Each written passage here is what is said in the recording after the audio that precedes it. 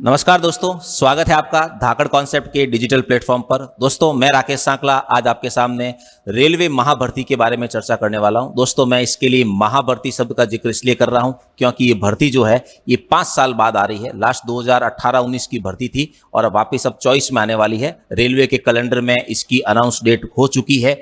कितने पद आएंगे दोस्तों, क्या कंपटीशन रहने वाला है, इसकी परीक्षा कब होगी, इसका सिलेबस क्या है, परीक्षा के लेवल कितने होंगे, आपके मन में जो भी प्रश्न इस महाभर्ती जिसका नाम है एनटीपीसी, इसके बारे में जो भी आपके प्रश्न मन में उठ रहे हैं, मैं इस वीडियो के माध्यम से आपके सारे प्रश्नों का उत्तर देने का प्रयास करूंगा। उम्मीद है ये वीडियो पूरा देखने के बाद आपके मन में जो भी डाउट है वो क्लियर हो जाएगा। दोस्तों बात कर रहे हैं एनटीपीसी भर्ती 2024, जिसको मैं महाभर्ती कह रहा हूं कारण 5 साल बाद। दोस्तों सबसे पहले अपन इस पे चर्चा करते हैं कि रेलवे का जो कैलेंडर आया है ये अपने समय अनुसार चल रहा है। आपको मैं एक एक पॉइंट टू पॉइंट बताऊंगा, तो आप वीडियो से जुड़े रहें और एंड तक देखें आप इसको। सबसे पहले जनवरी महीने के शुरुआत में, ये रेलवे का कैलेंडर है दोस्तों, जनवरी महीने के शुरुआत में ही एएलपी की वैकेंसी आ चुकी थी रेलवे के कैलेंडर के हिसाब से, तो सही समय पर आई है। उसके बाद अप्रैल महीने में ही शुरुआत में ही टेक्नीशियन की भर्ती आ चुकी थी, बिल्कुल सही समय पर आ गई थी। दोस्तों आगे है आपके सामने जुलाई का महीना, जिसमें आपका नॉन टेक्निकल पॉपुलर कैटेगरी यानी एनटीपीसी, ये एनटीपीसी की भर्ती जो है ग्रेजुएशन लेवल भी है और 12th लेवल भी है। ये दोनों ही भर्तियां जो है NTPC non technical popular category, ये आपके सामने जुलाई का महीना इसमें प्रस्तावित कर रखा है। तो दोस्तों जुलाई के महीने में शुरुआत में ही ये भर्ती आ सकती है, या मान के चले लेट हो तो जुलाई के महीने में ही एंड तक ये भर्ती आपके सामने आने वाली है। दोस्तों आगे अक्टूबर महीने में डी ग्रुप की भर्ती भी आपके सामने आने वाली है। तो यहां पर रेलवे इस बार पूरे साल का कैलेंडर जारी कर चुका है और अपने सही और सटीक समय पर चल रहा है। और रेलवे ने डिसाइड भी किया है कि अब हम भर्तियां 4-5 साल बाद नहीं निकालेंगे, अब हम भर्तियां जो है हर वर्ष निकालेंगे। अब इसके फायदे नुकसान क्या है सभी आपको बताएंगे।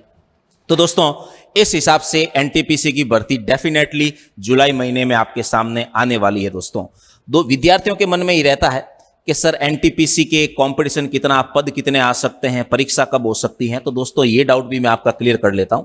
सबसे पहले असिस्टेंट लोको पायलट और टेक्नीशियन की 14,840 पोस्टें आई थी। दोस्तों इसमें 40 लाख फॉर्म भरे जा चुके हैं, ये न्यूज में भी आ गया है, पेपर में भी आ गया है। 40 लाख फॉर्म भरे गए हैं 14,840 पोस्टों के लिए, बहुत बड़ी संख्या है फॉर्म की दोस्तों। और आरपीएफ की वैकेंसी जो है ये 4,208 कांस्टेबल हैं और 452 जो हैं ये आपके सामने आरपीएफ एसआई के पद हैं। दोस्तों इसमें भी अभी पद कहीं क्लियर तो नहीं हुए, लेकिन मेरा मानना है कि इसमें भी 40 लाख प्लस फॉर्म भरे गए होंगे। रीजन कि आरपीएफ की जो पोस्ट है कांस्टेबल की, ये 10वीं पास हैं और 10वीं पास की भीड़ बहुत ज्यादा होती है। और एसआई जो है ये आपके सामने ग्रेजुएशन पास है। तो दोस्तों ग्रेजुएशन पास और 10वीं पास के फॉर्म मिलाकर 40 लाख से अधिक फॉर्म उम्मीद है कि भरे जा चुके होंगे। एनटीपीसी दोस्तों कई वीडियो में आपने देखा होगा कि एनटीपीसी जो है 35,000 पद आएंगे, 40,000 पद आएंगे। तो मैं आपको बता दूं दोस्तों इतने पद नहीं आने वाले हैं।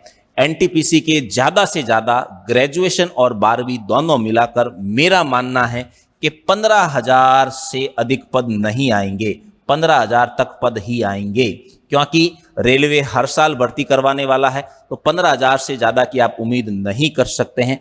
और दोस्तों इन 15,000 फॉर्म के लिए पदों के लिए मेरा मानना है कि इसमें भी 40 लाख से अधिक फॉर्म भरे जाएंगे, है ना। 40 लाख से अधिक फॉर्म भरे जाएंगे एनटीपीसी के ग्रेजुएशन और 12th दोनों मिलाकर। तो दोस्तों ये आपका कंपटीशन रहने वाला है, इतनी पोस्टें आपके सामने आने वाली है। आप सोच सकते हैं बहुत ही कड़ी मेहनत की जरूरत है, बहुत ही उत्तम लेवल के विद्यार्थियों की आवश्यकता होगी, है ना। केवल नॉर्मल तैयारी से काम नहीं चलेगा, बेहतरीन और अपना पूरा 100% जो झोंकने वाले विद्यार्थी हैं वो इसकी तैयारी कर सकते हैं और अपना पद पा सकते हैं।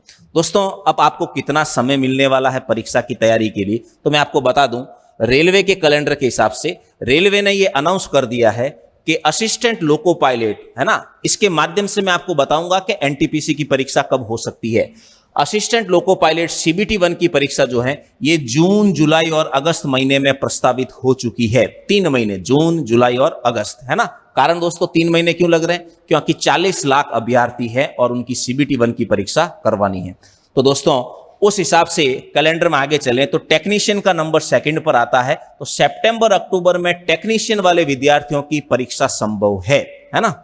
और क्योंकि आरपीएफ की वैकेंसी आ चुकी है एनटीपीसी से पहले, तो उसका नंबर परीक्षा में पहले आएगा।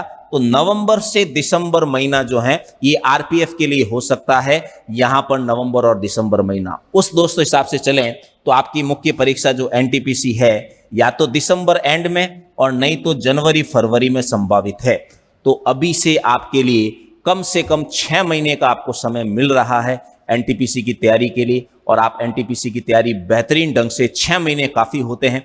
मैथ्स अच्छी लेवल की करनी पड़ेगी, रीजनिंग और जीके जीएस तो वही आपका स्कोरिंग है, उसमें आप अच्छे नंबर लाएंगे। क्योंकि मैथ्स रीजनिंग 5-6 महीने आदमी पढ़ता है तो निपुण हो जाता है, अच्छे नंबर ला सकता है। लेकिन जनरल साइंस और जो जीके है आपका स्टैटिक जीके, वो एक अथाह सागर है और सागर में से लोटा भर के कितना भी निकालो, सागर कभी खत्म नहीं होता है। तो आपको उसमें निरंतर प्रयास करता रहना पड़ेगा और चीजें वही पढ़नी पड़ेगी कि इतना सारे सागर में से कहां से मैं वो जीके के पार्ट निकालूं ताकि रेलवे में मैं एग्जाम क्रैक कर सकूं। तो आपको लिमिटेड चीजें चूज करके पढ़नी पड़ेगी, सही शिक्षकों के सानिध्य में पढ़नी पड़ेगी दोस्तों। तो ये आपको मैंने बता दिया है कि एनटीपीसी की परीक्षा जो है ये दिसंबर एंड में या जनवरी फरवरी महीने 2025 में हो सकती है। पूर्ण रूप से लगभग यही चांस रहेगा आपके सामने, क्योंकि मैंने आपको कारण भी बता दिया है। क्योंकि सबसे पहली प्रायिकता जो है ये आपके सामने एएलपी की है, सेकंड प्रायिकता टेक्नीशियन की है, थर्ड प्रायिकता जो है आरपीएफ की रहेगी और चौथे नंबर पर एनटीपीसी का नंबर आएगा दोस्तों। अब बात करते हैं दोस्तों एनटीपीसी में कौन कौन से पद होते हैं। तो दोस्तों मैंने आपके सामने पदों की लिस्ट जारी कर रखी है। ये एनटीपीसी ग्रेजुएशन लेवल के पद हैं और ये एनटीपीसी अंडर ग्रेजुएट यानी 12th पास वालों के पद हैं। अलग अलग पद लिख रखे हैं। किसी में टाइप टेस्ट होता है, किसी में केवल डीवी डॉक्यूमेंट वेरिफिकेशन होता है, किसी में साइको का एग्जाम भी हो सकता है। तो ये सारे पद जो हैं ये आपके सामने एनटीपीसी ग्रेजुएशन लेवल और नॉन ग्रेजुएशन लेवल के आपके सामने पद हैं। अब बात करते हैं दोस्तों एनटीपीसी का एग्जाम कितने चरणों में होता है। तो दोस्तों एनटीपीसी चाहे ग्रेजुएशन हो चाहे 12th लेवल हो, इसका सीबीटी 1 और सीबीटी 2 तो कंफर्म है, सबका होना ही होना है। आगे जो वैकेंसी आपने जो फिल की है उस हिसाब से कंप्यूटर टेस्ट टाइप टेस्ट जो है वो अलग अलग हो सकते हैं। यहां पर बात करें एनटीपीसी का एग्जाम तो यहां पर जीके सीबीटी 1 होगा। पहले सबसे पहले आपको सीबीटी 1 देना पड़ेगा और उसके बाद सीबीटी 2 देना पड़ेगा। सीबीटी 1 के लगभग 20 गुना लोग को सीबीटी 2 में पास करना है ना। जो 40 लाख की भीड़ है ना, उस 40 लाख की भीड़ में 8 लाख लोगों को अलग करने के लिए सीबीटी 1 बनाया जाएगा और उससे सीबीटी 2 में कंपटीशन जो है वो गिने चुने लोगों का होगा। तो भीड़ कम करने के लिए है। तो सबसे पहले सीबीटी 1 की जो परीक्षा होगी 40 सवाल जीके और जीएस के आएंगे, 30 सवाल आपके मैथ्स के आएंगे, 30 सवाल आपके रीजनिंग के आएंगे। कुल आपके सामने प्रश्नों की संख्या होगी 100 और प्रश्न हल करने के लिए आपको 90 मिनट का समय मिलेगा। 90 मिनट में आपको इन विषयों के 100 सवालों को आपको हल करना है। कट ऑफ मान के चलिए कि होनहार विद्यार्थी जो है कम से कम इसमें 75 प्लस नंबर लेकर आएंगे ना 100 में से।